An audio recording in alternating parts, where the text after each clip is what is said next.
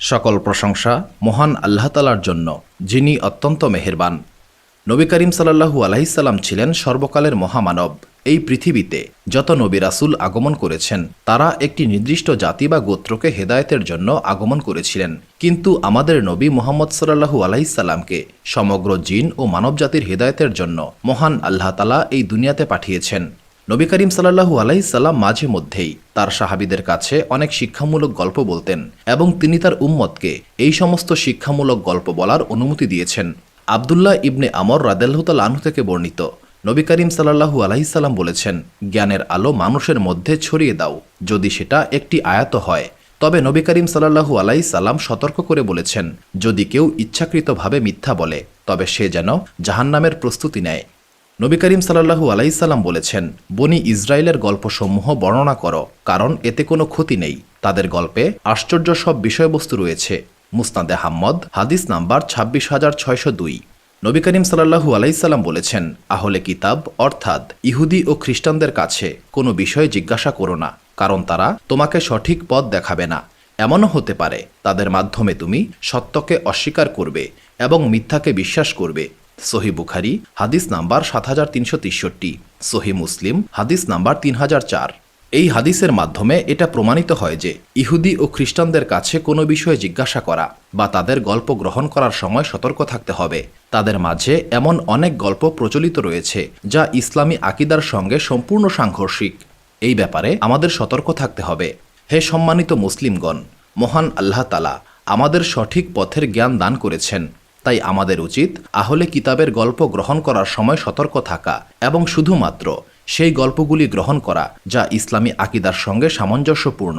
আজকের ভিডিওতে আমরা আপনাদের সামনে এমন কিছু গল্প উপস্থাপন করব যে গল্পগুলি নবী করিম সাল্লাল্লাহু আলাইহি সাল্লাম নিজের মুখে তার সাহাবীদের বলেছেন। চলুন শুরু করা যাক।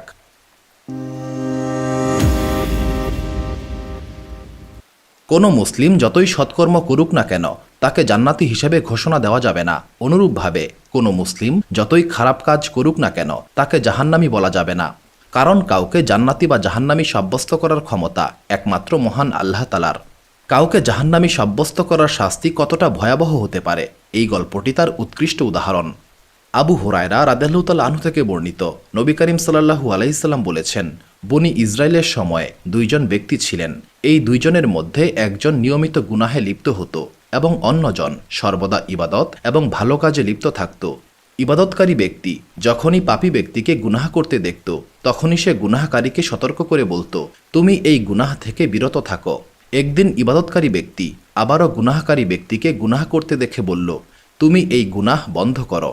এবার পাপী ব্যক্তি ইবাদতকারী ব্যক্তিকে উদ্দেশ্য করে বলল, আমাকে আমার রবের উপর ছেড়ে দাও। তুমি কেন আমাকে পাহারা দিচ্ছ? আমার রব তো তোমাকে আমার পাহারাদার হিসেবে নিয়োগ করে নাই। তখন ইবাদতকারী ব্যক্তি ক্রোধান্বিত কণ্ঠে বলল, মহান আল্লাহ তাআলার কসম, মহান আল্লাহ তাআলা তোমাকে কখনোই ক্ষমা করবেন না। তুমি কখনোই জান্নাতে প্রবেশ করতে পারবে না। কিছুদিন পর এই দুইজন ব্যক্তি ইন্তেকাল করল এবং তাদেরকে মহান আল্লাহ তাআলার দরবারে উপস্থিত করা হলো। মহান আল্লাহ তাআলা প্রথমে ইবাদতকারী ব্যক্তিকে বললেন, আমার সম্পর্কে তোমার ধারণা কতটুকু? তুমি কি আমার উপর ক্ষমতাবান ছিলে? অর্থাৎ মহান আল্লাহ তাআলা তাকে জিজ্ঞাসা করলেন যে কে ক্ষমা পাবে আর কে পাবে না, সেই ক্ষমতা একমাত্র আল্লাহ তাআলার কাছেই রয়েছে। এই ব্যাপারে কারো হস্তক্ষেপ করার অধিকার নেই। এরপর মহান আল্লাহ তাআলা গুনাহকারী ব্যক্তিকে বললেন, তুমি আমার রহমতে জান্নাতে প্রবেশ করো। অর্থাৎ মহান আল্লাহ তাআলা তার অসীম রহমতে সেই গুনাহকারী ব্যক্তিকে ক্ষমা করে দিলেন এবং তাকে জান্নাতে প্রবেশের অনুমতি দিলেন। অন্যদিকে ইবাদতকারী ব্যক্তির ব্যাপারে মহান আল্লাহ তাআলা বললেন, তোমরা একে জাহান্নামে নিক্ষেপ করো, কারণ সে মহান আল্লাহ তাআলার রহমত এবং ক্ষমার সীমা সম্পর্কে অহংকার করেছিল এবং গুনাহকারী ব্যক্তির জন্য মহান আল্লাহ তাআলার ক্ষমাকে অস্বীকার করেছিল। এই ঘটনাটি বর্ণনা করে আবু হুরায়রা রাদিয়াল্লাহু তাআলা আনহু বললেন, সেই মহান সত্তার কসম যার হাতে আমার জীবন, ইবাদতকারী ব্যক্তি এমন এক উক্তি করেছিল যার ফলে তার দুনিয়া এবং আখেরাত সবকিছুই বরবাদ হয়ে গেল। সুনানে আবু দাউদ হাদিস নাম্বার ৪৯০১, সহিহুল জামে হাদিস নাম্বার ৪৪৫৫। নাসিরুদ্দিন আলবানী এই হাদিসের সনদকে সহি বলেছেন। বনি ইসরায়েলের মধ্যে একজন খারাপ চরিত্রের মহিলা বাস করতেন। তিনি দেহ ব্যবসার সঙ্গে জড়িত ছিলেন। তার এই পেশার কারণে সমাজে তিনি অত্যন্ত নিন্দিত এবং পাপিষ্ঠা হিসেবে পরিচিত ছিলেন। একদিন তিনি রাস্তা দিয়ে হেঁটে যাচ্ছিলেন। তখন তিনি দেখতে পেলেন একটি কুকুর প্রচণ্ড পিপাসায় কষ্ট পাচ্ছে। কুকুরটি এতই পিপাসার্ত ছিল যে মরুভূমির উত্তপ্ত বালুর উপর শুয়ে হাঁপাচ্ছিল এবং তার জিহ্বা বের করে শ্বাস নিচ্ছিল। উক্ত মহিলা এই দৃশ্য দেখে মর্মাহত হয়েছিলেন। তিনি ভাবলেন, এই কুকুর মহান আল্লাহ তাআলার সৃষ্টি এবং সে পিপাসায় কষ্ট পাচ্ছে। তিনি তার হৃদয়ে দয়া অনুভব করলেন এবং সিদ্ধান্ত নিলেন তিনি এই কুকুরটিকে পানি পান করাবেন। তিনি তার জুতার সাহায্যে একটি কূপ থেকে পানি তুলে কুকুরটিকে পান করালেন। এই সহজ কাজের মাধ্যমে তিনি কুকুরের জীবন বাঁচিয়ে দিলেন এবং কুকুরের প্রতি দয়া ও করুণা প্রদর্শন করলেন। কুকুরের প্রাণ রক্ষা করার জন্য মহান আল্লাহ তাআলা উক্ত মহিলাকে ক্ষমা করে দিলেন এবং তাকে জান্নাত দান করলেন। সুবহানাল্লাহ। সহিহ বুখারী হাদিস নাম্বার 3467 এবং সহিহ মুসলিম হাদিস নাম্বার 2245। এই গল্প থেকে আমরা শিখতে পারি মহান আল্লাহ তাআলার কাছে ছোট্ট নেক আমলও খুব মূল্যবান। এমনকি একটি তুচ্ছ পশুর প্রতি দয়া দেখানো মহান আল্লাহ তাআলার কাছে গ্রহণযোগ্য এবং এর জন্য তিনি বড় পুরস্কার দান করতে পারেন। আবু হুরায়রা রাদিয়াল্লাহু তাআলা আনহু থেকে বর্ণিত, নবী করিম সাল্লাল্লাহু আলাইহি সাল্লাম বলেছেন, বনি ইসরায়েলের মাঝে 3 জন ব্যক্তি ছিল। একজন ছিল কুষ্ঠরোগী, একজন ছিল টেকো এবং বাকি একজন ছিল অন্ধ। মহান আল্লাহ তাআলা তাদেরকে পরীক্ষা করতে চাইলেন এবং তাদের কাছে একজন ফেরেশতাকে পাঠালেন।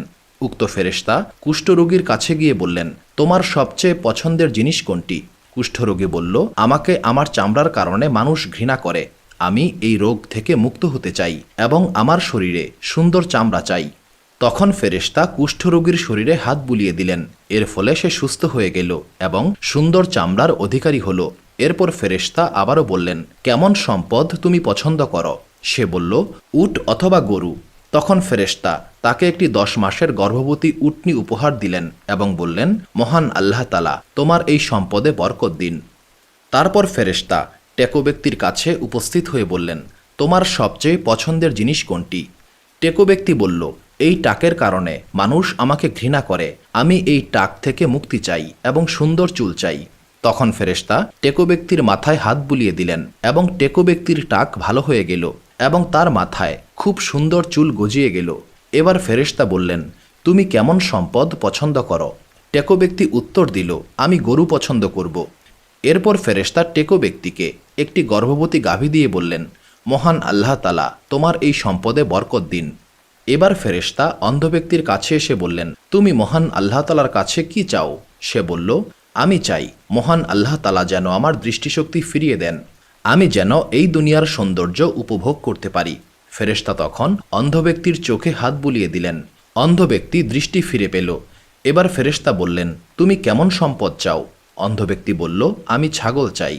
ফেরেশতা তখন অন্ধ ব্যক্তিকে এমন ছাগি উপহার দিলেন যে ছাগি অধিক পরিমাণে বাচ্চা প্রসব করে। এরপর উট, গাভী এবং ছাগলের বাচ্চা হলো এবং উক্ত 3 ব্যক্তি প্রচুর পরিমাণে উট, গরু এবং ছাগলের মালিক হলো। এরপর একদিন সেই ফেরেশতা মানুষের বেশে কুষ্ঠরোগীর কাছে উপস্থিত হয়ে বললেন, আমি খুবই দরিদ্র একজন মানুষ, আমি আমার সমস্ত সম্পদ হারিয়েছি। আজ মহান আল্লাহ তাআলা ব্যতীত এমন কেউ নেই যার সাহায্যে আমি গন্তব্যে পৌঁছাতে পারি। মহান আল্লাহ তাআলা তোমাকে সুন্দর রং, সুন্দর ত্বক এবং সম্পদ দান করেছেন। মহান আল্লাহ তাআলার সেই দান থেকে আমাকে একটি উট দাও যাতে আমি আমার গন্তব্যে পৌঁছাতে পারি। এরপর ফেরেশতা আরও বললেন, আমি তোমাকে চিনতে পেরেছি, তুমি একজন কুষ্ঠরোগী ছিলে। মানুষেরা তোমাকে ঘৃণা করত, তুমি নিঃস্ব ছিলে। মহান আল্লাহ তাআলা তোমাকে এই সমস্ত সম্পদ দান করেছেন। তখন কুষ্ঠরোগী অহংকারী কণ্ঠে বলল, আমার এই সমস্ত সম্পদ আমি আমার পূর্বপুরুষদের নিকট থেকে পেয়েছি। তখন ফেরেশতা বললেন, তুমি যদি মিথ্যাবাদী হও তবে মহান আল্লাহ তাআলা যেন তোমাকে আবারও আগের মতো করে দেন। এরপর ফেরেশতা টেকো ব্যক্তির কাছে মানুষের রূপে উপস্থিত হয়ে কুষ্ঠরোগীকে যা বলেছিলেন সেটাই বললেন। টেকো ব্যক্তিও অহংকারী কণ্ঠে বলল, এই সম্পদ আমি আমার পূর্বপুরুষদের দ্বারা প্রাপ্ত হয়েছি। ফেরেশতা তখন টেকো ব্যক্তিকে বললেন, তুমি যদি মিথ্যাবাদী হয়ে থাকো তবে মহান আল্লাহ তাআলা যেন তোমাকে আবার আগের মতো করে দেন। এরপর ফেরেশতা অন্ধ ব্যক্তির কাছে মানুষের রূপে উপস্থিত হয়ে বললেন, আমি একজন দরিদ্র ব্যক্তি, একটি সফরে আমার সমস্ত সম্পদ শেষ হয়ে গেছে। আমি যাতে আমার গন্তব্যে পৌঁছতে পারি সেই জন্য মহান আল্লাহ তাআলার নামে আমাকে একটি ছাগল দাও। মহান আল্লাহ তাআলা তোমাকে দৃষ্টি ফিরিয়ে দিয়েছেন। তখন অন্ধ লোকটি বলল, আমি সত্যিই অন্ধ ছিলাম। মহান আল্লাহ তাআলা তার অসীম করুণার মাধ্যমে আমাকে দৃষ্টিশক্তি দিয়েছেন। তুমি তোমার ইচ্ছামতো ছাগল নিয়ে যাও। এই সমস্ত ছাগল মহান আল্লাহ তাআলার অসীম নিয়ামত। মহান আল্লাহ তাআলার কসম, তুমি আমার সমস্ত ছাগল নিয়ে গেলেও আমি মন খারাপ করব না। তখন ফেরেশতা বললেন, তোমার এই সম্পদে মহান আল্লাহ তাআলা বরকত দিন। মহান আল্লাহ তাআলা তোমাদের পরীক্ষা করেছেন। মহান আল্লাহ তাআলা তোমার উপর সন্তুষ্ট হয়েছেন এবং তোমার অপর দুই সঙ্গীর উপর অসন্তুষ্ট হয়েছেন। সহিহ বুখারী হাদিস নাম্বার 3464, সহিহ মুসলিম হাদিস নাম্বার 2964। আবু হুরায়রা রাদিয়াল্লাহু তাআলা আনহু থেকে বর্ণিত, নবী করিম সাল্লাল্লাহু আলাইহি সাল্লাম বলেছেন, বনি ইসরায়েলের ইতিহাসে মাত্র 3 জন ব্যক্তি দোলনায় থাকা অবস্থায় কথা বলেছেন।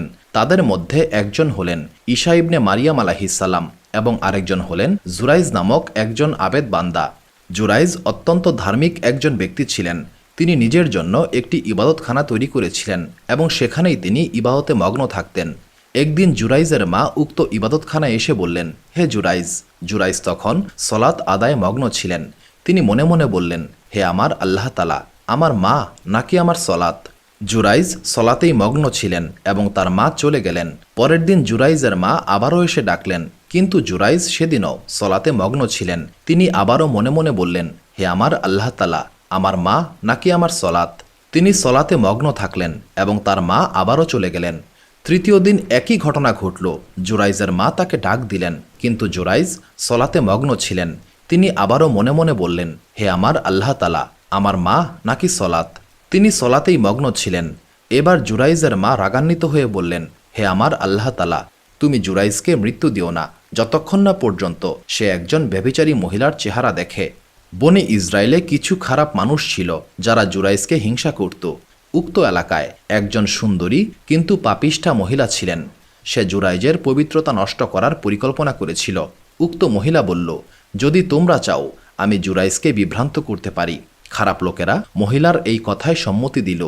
ব্যভিচারী মহিলা তখন জুরাইজের ইবাদতখানার কাছে গিয়ে তাকে বিভ্রান্ত করার চেষ্টা করল, কিন্তু জুরাইজ উক্ত মহিলাকে কোনো পাত্তাই দিল না। এরপর সেই মহিলা জুরাইজের ইবাদতখানার কাছে বসবাস করা একজন রাখালের সঙ্গে সম্পর্ক গড়ে তুলল। তারা ব্যভিচারে লিপ্ত হল এবং সেই মহিলা গর্ভবতী হল। সন্তান জন্ম দেওয়ার পর সেই মহিলা বলল, এই সন্তান জুরাইজের অপকর্মের ফসল। বনি ইসরায়েলের লোকেরা মহিলার এই কথায় প্রচণ্ড ক্ষুব্ধ হল। তারা জুরাইজের ইবাদতখানায় গিয়ে তাকে বের করে আনল এবং ইবাদতখানা ধ্বংস করে দিল। তারা জুরাইজকে মারধর করতে লাগলো। তারা বলল, তুমি এই মহিলার সঙ্গে অপকর্মে লিপ্ত হয়েছ। তোমার এই অপকর্মের ফলে এই সন্তানের জন্ম হয়েছে। তখন জুরাইজ বললেন, তোমরা আমাকে একটু সময় দাও, আমি সলাত আদায় করব। এরপর জুরাইজ সলাত আদায় করে সেই শিশুটির কাছে গিয়ে তার পেটে হালকা খোঁচা দিয়ে বললেন, হে শিশু, তোমার পিতা কে? শিশুটি তখন উত্তর দিল, অমুক রাখাল আমার পিতা। শিশুর এই কথা শুনে সবাই বুঝতে পারল যে জুরাইজ নির্দোষ। তারা লজ্জিত হল এবং জুরাইজের কাছে ক্ষমা চাইল। তারা বলল, আমরা তোমার ইবাদতখানা সোনা দিয়ে নির্মাণ করে দেব। জুরাইজ বললেন, আমি চাকচিক্য চাই না, আগের মতোই মাটি দিয়ে নির্মাণ করে দাও। এরপর লোকেরা তার ইবাদতখানা আবারও নির্মাণ করে দিল। সহিহ বুখারী হাদিস নাম্বার 3436, সহিহ মুসলিম হাদিস নাম্বার 2750। একদিন একটি শিশু তার মায়ের কোলে দুধ পান করছিল। এমন সময় একজন লোক একটি দ্রুতগামী ও উন্নতমানের ঘোড়া বা উটে আরোহণ করে সেই স্থান অতিক্রম করছিল। লোকটির পোশাক পরিচ্ছদ খুবই সুন্দর এবং উন্নতমানের ছিল। শিশুটির মা লোকটিকে দেখে মহান আল্লাহ তাআলাকে উদ্দেশ্য করে বললেন, হে আমার আল্লাহ তাআলা, আমার এই সন্তানটিকে এই লোকের মতো উপযুক্ত করে দিন। শিশুটি দুধ পান করা বন্ধ করে ওই লোকটিকে দেখে বলল, হে আমার আল্লাহ তাআলা, আমাকে এই লোকের মতো করবেন না। এরপর সে আবার দুধ পান করতে শুরু করল। এই ঘটনা বর্ণনা করতে গিয়ে নবী করিম সাল্লাল্লাহু আলাইহি সাল্লাম নিজের তর্জনী মুখে দিয়ে চুষছিলেন, যেন শিশুটির দুধ পান করার দৃশ্য তুলে ধরছেন। কিছুক্ষণ পর লোকেরা একজন দাসীকে মারধর করতে করতে বলছিল, তুমি একজন ব্যভিচারী এবং চোর। কিন্তু দাসীটি বারবার বলছিল, আমার জন্য আমার আল্লাহ তাআলাই যথেষ্ট এবং তিনি আমার সর্বোত্তম বিচারক। শিশুটির মা এই দৃশ্য দেখে আবারও দোয়া করে বললেন, হে আমার আল্লাহ তাআলা, আমার এই সন্তানকে ওই মহিলার মতো করবেন না। এবারও শিশুটি দুধ পান বন্ধ করে ওই মহিলাটিকে দেখে বলল, হে আমার আল্লাহ তাআলা, আমাকে এই মহিলার মতো হওয়ার তৌফিক দান করুন। এইবার শিশুটির মা অবাক হয়ে বললেন, যখন সেই সুন্দর পোশাক পরা মানুষটির ব্যাপারে আমি বললাম, হে আমার আল্লাহ তাআলা, আমার সন্তানকে এই লোকের মতো উপযুক্ত করুন, তখন তুমি বললে, হে আমার আল্লাহ তাআলা, আমাকে ওই লোকের মতো করবেন না। কিন্তু আবার যখন এই দাসীকে মারধর করা হচ্ছিল, তখন আমি বললাম, হে আমার আল্লাহ তাআলা, আমার এই সন্তানকে এই মহিলার মতো করবেন না। কিন্তু তুমি বললে, হে আমার আল্লাহ তাআলা, আমাকে ওই মহিলার মতো হবার তৌফিক দান করুন। এটা কেন? শিশুটি উত্তর দিল, প্রথম লোকটি ছিল একজন অত্যাচারী ও স্বৈরাচারী, সে মানুষের উপর জুলুম করত। তাই আমি বললাম, হে আমার আল্লাহ তাআলা, আমাকে ওই লোকের মতো করবেন না। আর যখন ওই মহিলাটিকে তারা বলছিল, তুমি ব্যভিচারী এবং চোর, কিন্তু সে আসলে এই কাজগুলি করেনি, সে পবিত্র এবং নির্দোষ, সেই জন্য আমি বললাম, হে আমার আল্লাহ তাআলা, আমাকে ওই মহিলার মতো হবার তৌফিক দান করুন। সহিহ বুখারী হাদিস নাম্বার 3436, সহিহ মুসলিম হাদিস নাম্বার 2550। এক রাজ্যে একজন বাদশাহ ছিলেন। এই বাদশার অধীনে একজন জাদুকর ছিল। যখন জাদুকর বৃদ্ধ হয়ে গেলেন, তখন তিনি বাদশাকে বললেন, আমি এখন বার্ধক্যে উপনীত হয়েছি, আমার কাছে একজন যুবককে পাঠান, যাকে আমি জাদুবিদ্যা শেখাতে পারি। বাদশাহ তার কথা মতো একজন যুবককে ওই জাদুকরের কাছে পাঠালেন। যুবকটি জাদুকরের কাছে যাওয়ার পথে একজন দরবেশের সাক্ষাৎ পেয়েছিল। দরবেশের কথা যুবকের খুব পছন্দ হয়েছিল।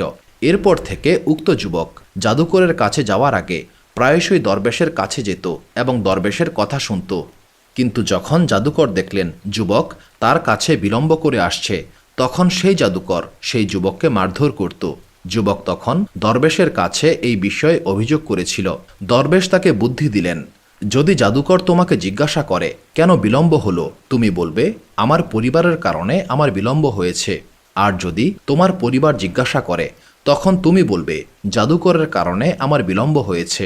একদিন এই যুবক রাস্তায় একটি ভয়ানক হিংস্র পশুর সম্মুখীন হলো। তখন যুবক চিন্তা করল, আজ আমি পরীক্ষা করব, জাদুকর ভালো নাকি দরবেশ ভালো। তখন সে একটি পাথর হাতে নিয়ে বলল, হে আমার আল্লাহ তাআলা, যদি দরবেশ আপনার কাছে পছন্দনীয় ব্যক্তি হয়, তবে এই পাথরের আঘাতে পশুটিকে মেরে ফেলুন, যেন মানুষ নিরাপদে চলাচল করতে পারে। এটা বলে যুবকটি পাথর ছুঁড়ে মারল এবং হিংস্র পশুটি মারা গেল। এই ঘটনার পর সে দরবেশের কাছে গিয়ে সমস্ত ঘটনা খুলে বলল। দরবেশ বললেন, তুমি খুব তাড়াতাড়ি একটি বড় পরীক্ষার সম্মুখীন হবে। যদি তুমি সেই পরীক্ষার সম্মুখীন হও, তবে আমার কথা কাউকে বলবে না। এরপর মহান আল্লাহ তাআলার ইচ্ছায় যুবকটি অলৌকিক ক্ষমতা লাভ করেছিল। সে অন্ধ এবং কুষ্ঠ রোগীকে সুস্থ করতে শুরু করল। বাদশার একজন অন্ধ কর্মচারী এই খবর শুনে যুবকের কাছে উপস্থিত হয়ে বলল, যদি তুমি আমাকে সুস্থ করতে পারো, তবে আমি তোমাকে অনেক উপহার দেব। যুবকটি বলল, আমি কাউকে সুস্থ করতে পারি না, একমাত্র মহান আল্লাহ তাআলাই সুস্থ করতে পারেন। যদি তুমি মহান আল্লাহ তাআলার ঈমান কবুল করো, তবে আমি মহান আল্লাহ তাআলার কাছে দোয়া করব। কর্মচারী মহান আল্লাহ তাআলার উপর ঈমান কবুল করে নিল এবং আল্লাহ তাআলা তাকে সুস্থ করে দিলেন। এই ঘটনা বাদশাহ জানতে পেরে যুবককে ডেকে আনলেন এবং জিজ্ঞাসা করলেন, কে তোমাকে এই ক্ষমতা দিয়েছে? যুবক বলল, আমার রব মহান আল্লাহ তাআলা। বাদশাহ রাগান্বিত হয়ে বলল, আমি ছাড়া আর কোনো রব নাই। যুবক বলল, আমার এবং আপনার রব একজন, আর তিনি হচ্ছেন মহান আল্লাহ তাআলা। বাদশাহ এবার যুবকটিকে অত্যাচার করতে শুরু করল। প্রচণ্ড অত্যাচারের মুখে যুবক সেই দরবেশের কথা বলে দিল।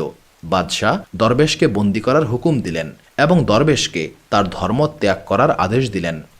দরবেশ বাদশার এই হুকুম অমান্য করল এবং এই অপরাধের কারণে দরবেশকে দ্বিখণ্ডিত করা হলো। বাদশার আদেশে যুবককে পাহাড়ের চূড়ায় নিয়ে বলা হলো, যদি তুমি তোমার ধর্ম ত্যাগ না করো, তবে তোমাকে পাহাড় থেকে ফেলে দেওয়া হবে। যুবকটি দোয়া করে বলল, হে মহান আল্লাহ তাআলা, আপনার রহমতে আমাকে রক্ষা করুন। মহান আল্লাহ তাআলা যুবকের দোয়া কবুল করলেন।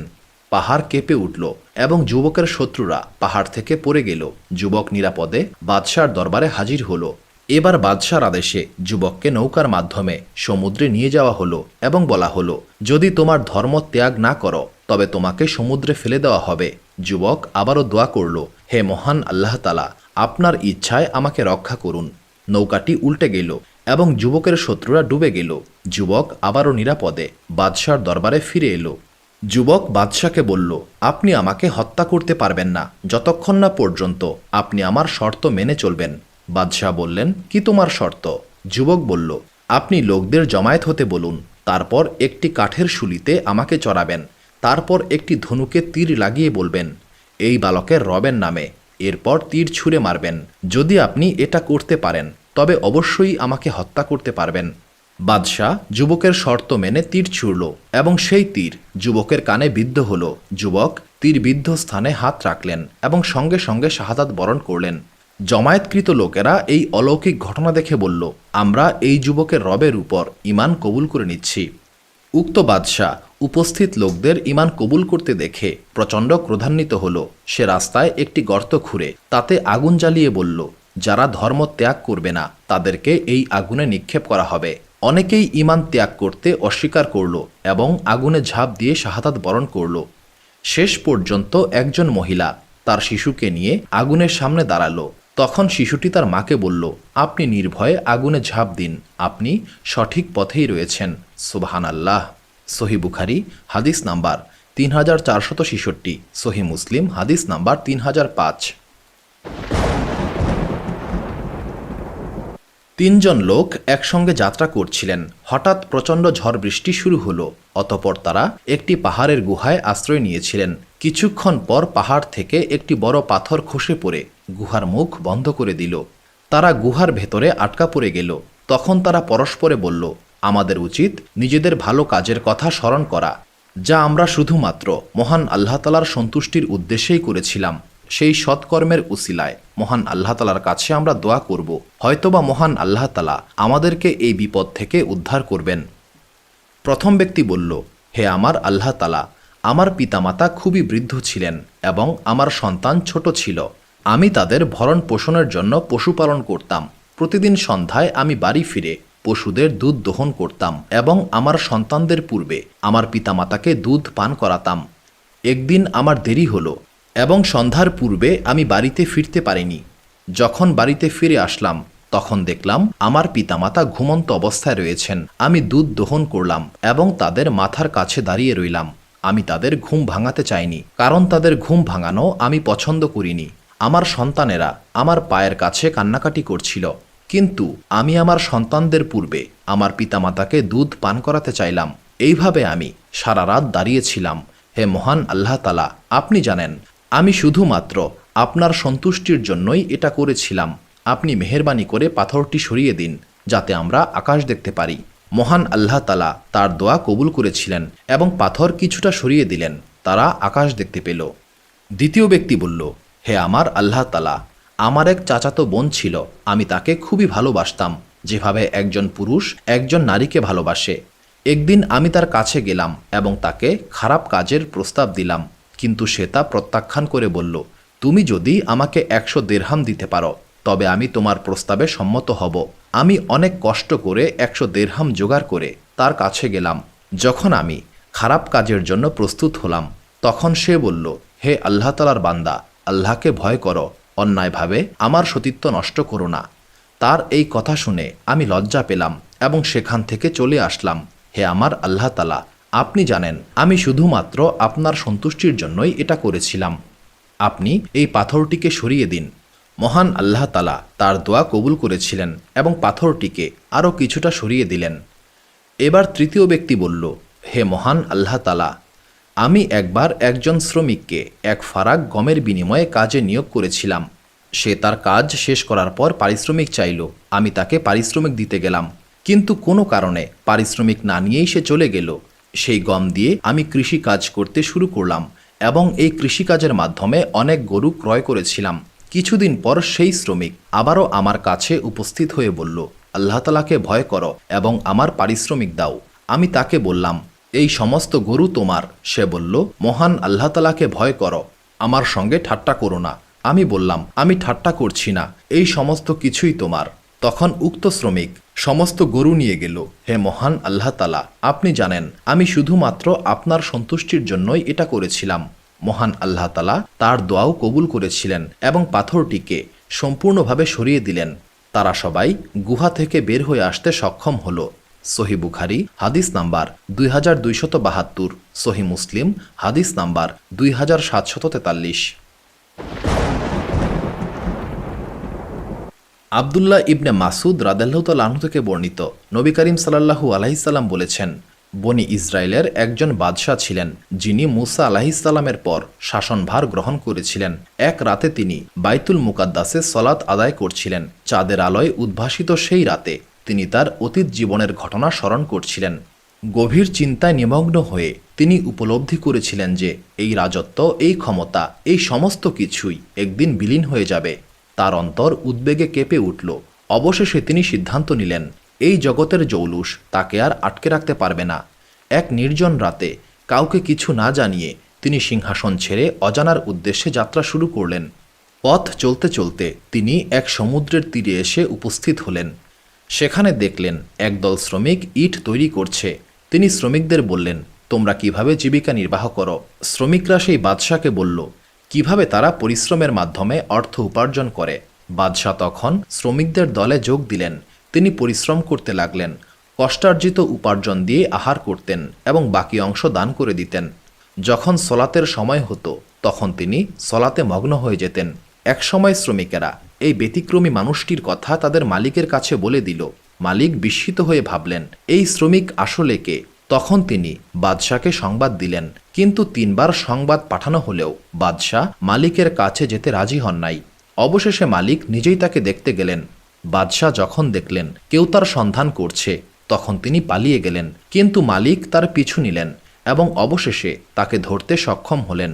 মালিক বললেন, হে জনাব, আমি শুধু আপনার সঙ্গে কথা বলতে চাই। বাদশাহ থামলেন এবং ধীরে ধীরে নিজের সমস্ত কাহিনী বললেন। আমি অমুক রাজ্যের বাদশাহ ছিলাম, কিন্তু এক রাতে আমি উপলব্ধি করলাম এই রাজ্য, এই ক্ষমতা, এই সমস্ত কিছুই ক্ষণস্থায়ী। এইগুলি আমাকে আমার প্রকৃত উদ্দেশ্য থেকে দূরে সরিয়ে দিয়েছে। আমি বুঝতে পেরেছি আমার আসল কর্তব্য হচ্ছে আমার রবের ইবাদত করা। তাই আমি সমস্ত কিছু ছেড়ে চলে এসেছি যেন আমি মহান আল্লাহ তাআলার জন্য আমার জীবন উৎসর্গ করতে পারি।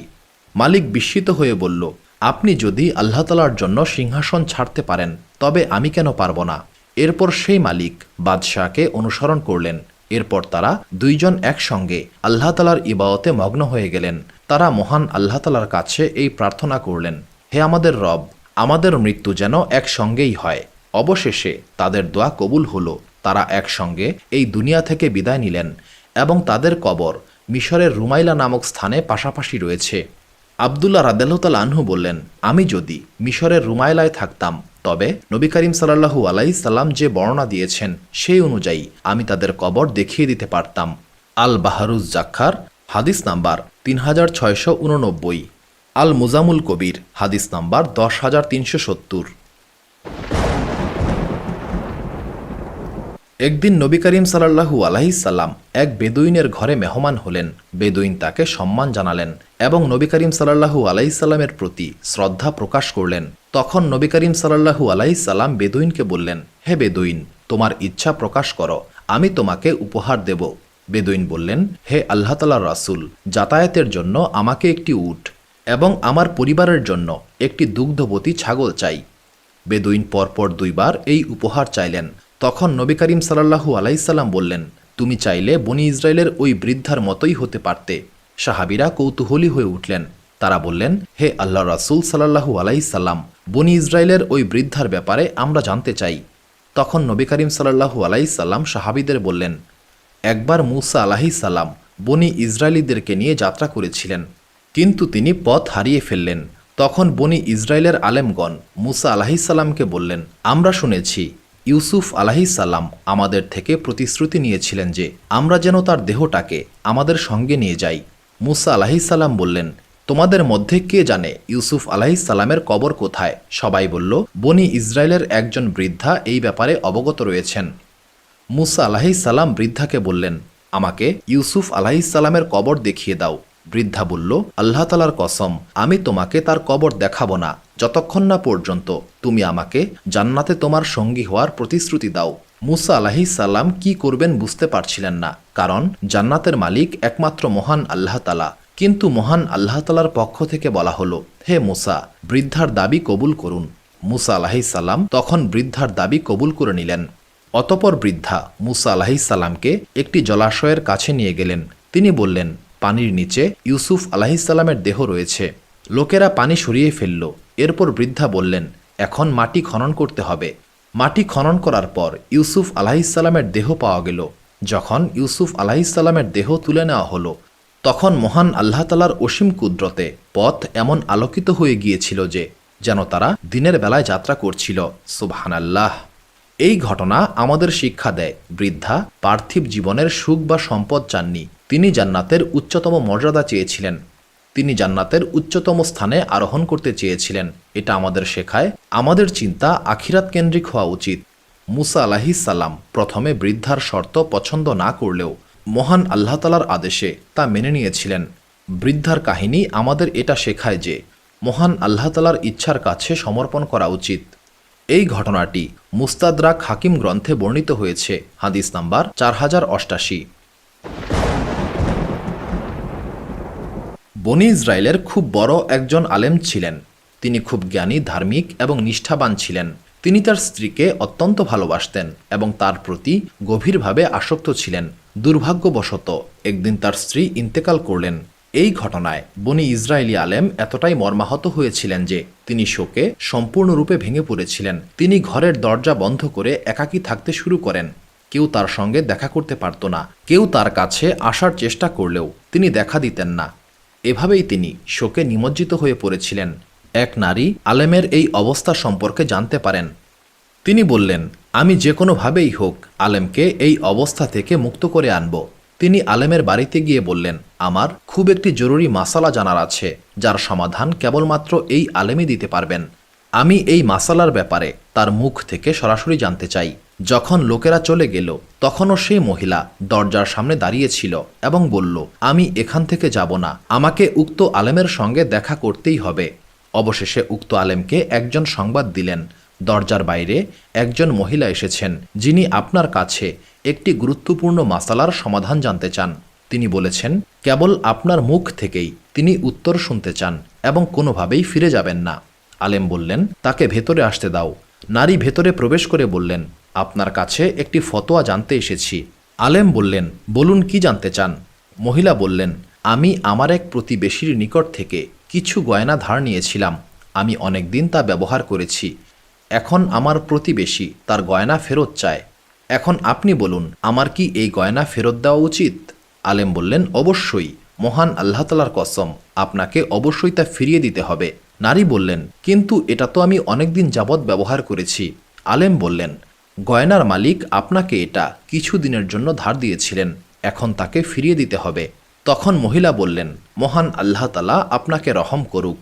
তবে কি আপনি এমন কিছু নিয়ে শোক করছেন যা মহান আল্লাহ তাআলা আপনাকে কিছু সময়ের জন্য দান করেছিলেন, এখন তিনি সেটা আবার ফিরিয়ে নিয়েছেন, অথচ এর প্রকৃত মালিক তিনি? এই কথাগুলি শুনে আলেম হঠাৎ করেই নিজের অবস্থার গভীরতা বুঝতে পারলেন। তার চেতনা ফেরত আসলো।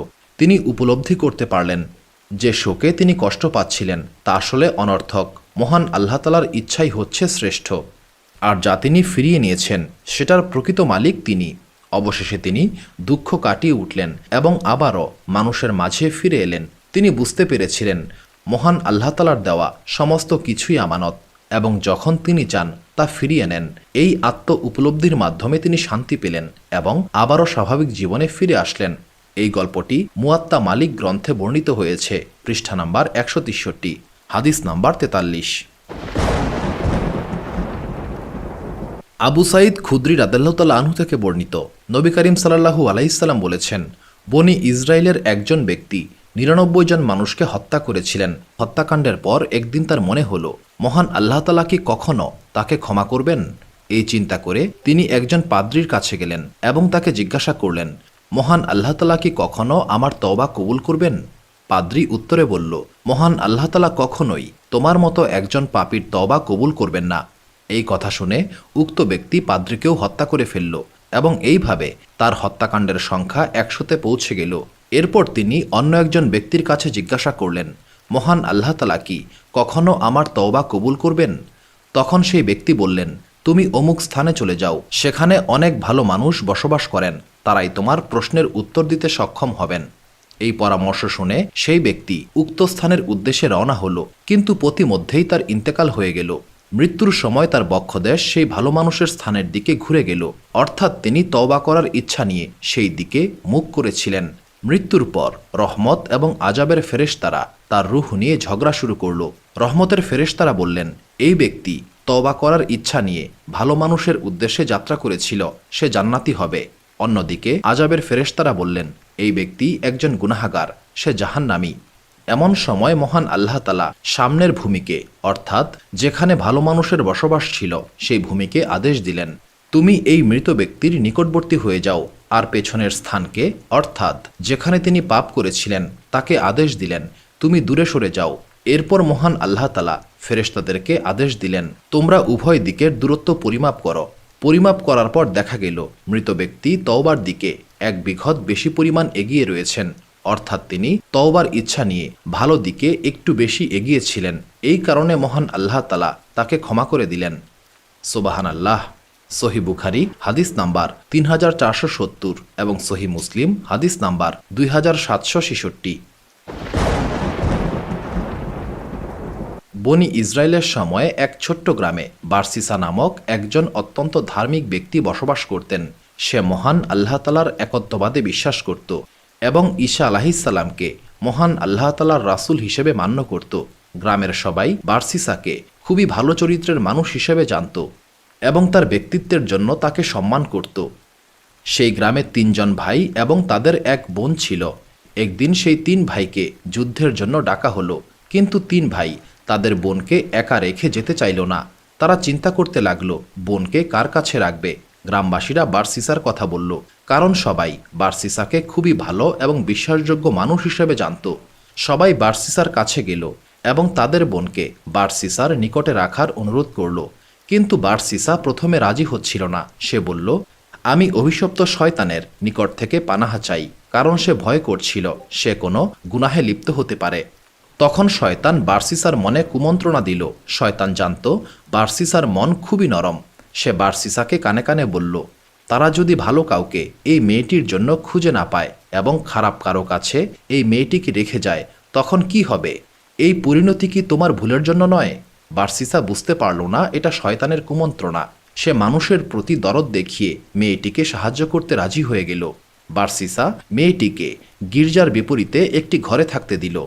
গির্জার সামনে মেয়েটির জন্য খাবার রেখে আসতো এবং মেয়েটি নিজে এসে সেই খাবার নিয়ে যেত। বারসিসার সঙ্গে তার দেখা হতো না, কিন্তু শয়তান এতে খুশি হলো না। সে আবারও বারসিসার কাছে আসলো এবং বলল, তুমি কেন মেয়েটির খাবার তার ঘরের সামনে রেখে আসছো না? এর ফলে এই মেয়েটাকে ঘর থেকে এতটা পথ একা কষ্ট করে হেঁটে আসতে হতো না। বারসিসা এবারও রাজি হলো এবং মেয়েটির ঘরের সামনে খাবার রেখে আসতে শুরু করলো। শয়তান আবারও আসলো এবং বলল, তুমি কেন তার ঘরের ভেতর খাবার দিচ্ছ না? এর ফলে মানুষ তাকে একা ঘর থেকে বের হতে এবং ঢুকতে দেখবে না। এবার বারসিসা মেয়েটির ঘরে খাবার দিয়ে আসতে শুরু করলো। শয়তান আবারও এসে বলল, এই মেয়েটার সঙ্গে তোমার কথা বলা উচিত, এইভাবে একা একা থাকলে সে পাগল হয়ে যাবে। বারসিসা এবার মেয়েটির সঙ্গে কথা বলতে শুরু করলো। প্রথমে তারা রুমের আড়ালে কথা বলতো, কিন্তু শয়তানের কুমন্ত্রণায় একসময় তারা সামনাসামনি কথা বলতে শুরু করলো। এইভাবে ধীরে ধীরে শয়তান বারসিসাকে পাপের মধ্যে ডুবিয়ে দিল। একসময় বারসিসা এবং মেয়েটি একে অপরের প্রতি দুর্বল হয়ে পড়ল এবং তারা ব্যভিচারে লিপ্ত হলো। কিছুদিন পর মেয়েটি গর্ভবতী হয়ে পড়ল এবং একটি বাচ্চার জন্ম দিল। বাচ্চা জন্মের সময় শয়তান আবারও বারসিসার কাছে এসে বলল, তুমি এটা কি করলে? তোমার এই অপকর্মের প্রমাণ সরিয়ে ফেলতে হবে, না হলে মেয়েটির ভাইয়েরা যখন ফিরে আসবে তখন তোমাকে হত্যা করে ফেলবে। বারসিসা ভয়ে বাচ্চাটিকে খুন করে ঘরের মেঝেতে পুঁতে ফেলল। শয়তান আবারও এসে বলল, তুমি একজন নারীর সন্তানকে হত্যা করেছ এবং এটা আশা করছো সেটা কাউকে বলবে না। তখন বারসিসা সেই মেয়েটিকেও খুন করে তাকেও ঘরের মেঝেতে পুঁতে রাখল। কিছুদিন পর মেয়েটির ভাইয়েরা ফিরে এলো। বারসিসা তখন তাদেরকে একটি মিথ্যা কবর দেখিয়ে বলল, তোমাদের বোন অসুস্থতার কারণে মারা গিয়েছে এবং ওই কবরে তাকে দাফন করা হয়েছে। সবাই বারসিসার এই কথা বিশ্বাস করল। কিন্তু সেই রাতে শয়তান 3 ভাইকে একই স্বপ্ন দেখালো। স্বপ্নে শয়তান বলল, বারসিসা তোমাদের বোনকে হত্যা করেছে। প্রমাণ হিসেবে তোমাদের বোন যে ঘরে থাকত সেই ঘরের মেঝে খুঁড়ে দেখতে পারো। ঘুম থেকে ওঠার পর তারা একে অপরকে এই স্বপ্নের কথা বলল এবং বুঝতে পারল তারা তিনজন একই স্বপ্ন দেখেছে। তারা বার্সিসার এলাকায় গিয়ে প্রথমে বার্সিসার দেখানো কবর খুঁড়ে দেখল, কিন্তু সেখানে কিছুই পেল না। এরপর তারা মেয়েটির ঘরের মেঝে ঘুরে তাদের বোন এবং বাচ্চারা লাশ পেল। তারা বার্সিসাকে ধরে ফেলল এবং বলতে বাধ্য করল যে আসলে কি হয়েছিল। তারপর গ্রামবাসী বার্সিসাকে বাদশার কাছে নিয়ে গেল। বাদশাহ তাকে শিরচ্ছেদ করার আদেশ দিলেন। যখন বার্সিসাকে শিরচ্ছেদ করতে নিয়ে যাওয়া হচ্ছিল, তখন শয়তান আবারও তার কাছে এলো। এবার শয়তান মানুষের রূপ নিয়ে এসে বলল, তোমার এই অবস্থার জন্য তুমি নিজে দায়ী নও। তোমার এই অবস্থা আমিই করেছি এবং একমাত্র আমিই তোমাকে বাঁচাতে সক্ষম, যদি তুমি আমার শর্ত মেনে নাও। বার্সিসা বলল, আমাকে কি করতে হবে? তখন শয়তান বলল, তুমি আমাকে সেজদা করো, তবেই আমি তোমাকে রক্ষা করব। বাঁচার জন্য মরিয়া হয়ে বার্সিসা শয়তানকে সেজদা করল এবং কাফের হয়ে গেল। সেজদা করার সঙ্গে সঙ্গে শয়তান বার্সিসাকে বলল, এখন আমি তোমার থেকে মুক্ত। আমি মহান আল্লাহ তাআলাকে ভয় করি, যিনি বিশ্বজগতের প্রতিপালক। এই কথা বলে শয়তান সেখান থেকে পালিয়ে গেল এবং বার্সিসার শিরচ্ছেদ করা হলো। কিয়ামতের দিন যখন বার্সিসাকে জীবিত করা হবে, তখন সে শয়তানকে সেজদা করতে করতে উঠে দাঁড়াবে। এই গল্প থেকে আমরা শিখতে পারি, শয়তান সব সময় আমাদের পথভ্রষ্ট করার চেষ্টা করে থাকে। সে আমাদের কাছে ভালো কাজের ছদ্মবেশে আসে, কিন্তু আসলে তার উদ্দেশ্য থাকে আমাদেরকে পাপের দিকে ঠেলে দেওয়া।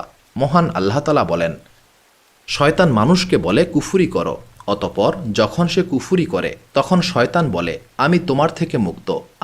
আমি বিশ্বজগতের প্রতিপালককে ভয় করি। সূরা হাশর আয়াত 16। এই গল্প আমাদের শেখায় শয়তানের কুমন্ত্রণা থেকে সতর্ক থাকতে হবে এবং সব সময় মহান আল্লাহ তাআলার কাছে আশ্রয় প্রার্থনা করতে হবে। শয়তান আমাদের সবচেয়ে বড় শত্রু এবং সে আমাদের ধ্বংস করার চেষ্টা করে। তাই আমাদের উচিত মহান আল্লাহ তাআলার আদেশ মেনে চলা এবং শয়তানের ফাঁদে পা না দেওয়া। সুপ্রিয় দর্শক মণ্ডলী, প্রতিদিন নতুন নতুন ভিডিও পেতে আমাদের চ্যানেলটি অবশ্যই সাবস্ক্রাইব করুন এবং পাশে থাকা বেল আইকনটি প্রেস করতে অবশ্যই ভুলবেন না, এবং সেই সাথে আপনার যে কোনো মতামত আমাদের জানাতে আমাদের ভিডিওতে অবশ্যই কমেন্ট করুন। আশা করি আপনারা সবাই ভালো থাকবেন এবং সুস্থ থাকবেন। আসসালামু আলাইকুম।